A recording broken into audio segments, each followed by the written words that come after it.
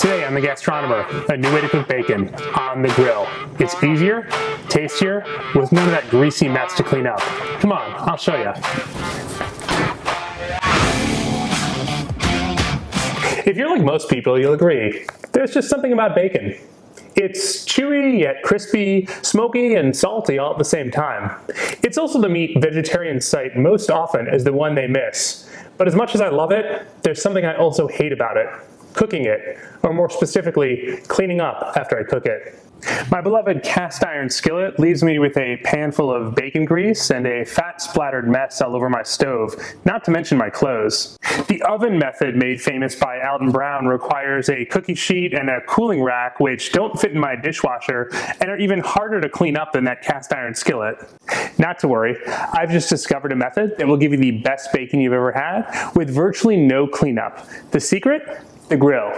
Well, I suppose you could put the bacon directly on the grill. I wouldn't recommend it. A little prep in here will go a long way out there. We're gonna make a simple tray out of aluminum foil. Now, get the heavy duty stuff and brand name only. There's actually a lot of science in making a quality piece of aluminum foil, and I wouldn't skimp here. We're gonna take 2 sheets of aluminum foil and place one on top of the other.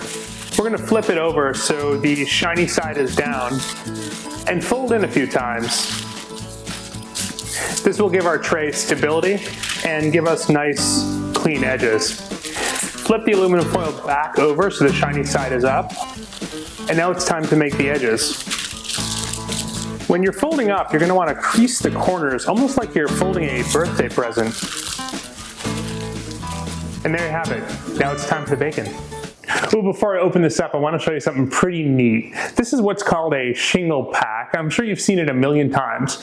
But did you ever notice that little window of bacon on the back? That's actually there by law. It's a 1973 mandate by the US Department of Agriculture. What was happening was, you see on the front, these pieces of bacon look quite lean and quite tasty, but the USDA decided to enforce a mandate that a representative slice of bacon had to be shown through to make sure the customer knew what they were getting. Enough of the history lesson though, let's get back to work.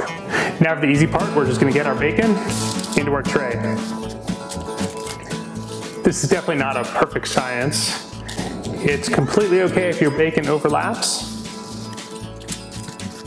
Don't be too messy about it, but as it cooks, it's gonna shrink and they're gonna spread apart. Looks like a happy rainbow there. All right, we're all set. Now let's take it out to the grill. I've preheated my grill on high to burn off any crud from last night's dinner and create a smoking hot cooking chamber. Now that it's ready, I'm going to turn the middle burners completely off and each side burner to low. My bacon goes right smack in the middle.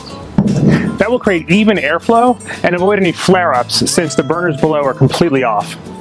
Flare-ups are not only dangerous, they have the ability to turn those piggy morsels of goodness into incinerated strips of carbon.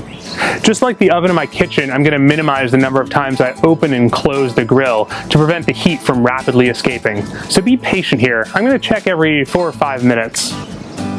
The magic of this method is that as the bacon cooks and the fat renders out, the bacon is literally going to fry in its own bacon fat.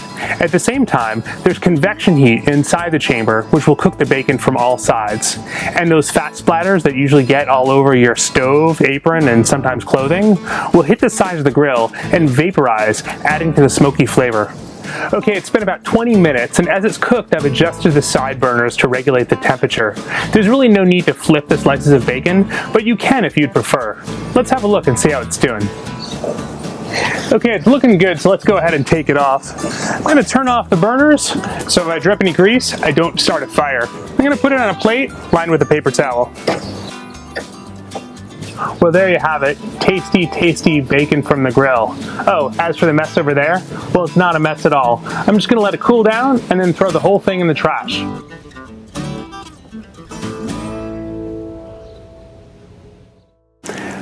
I see that you're still here. In that case, one last tip for you.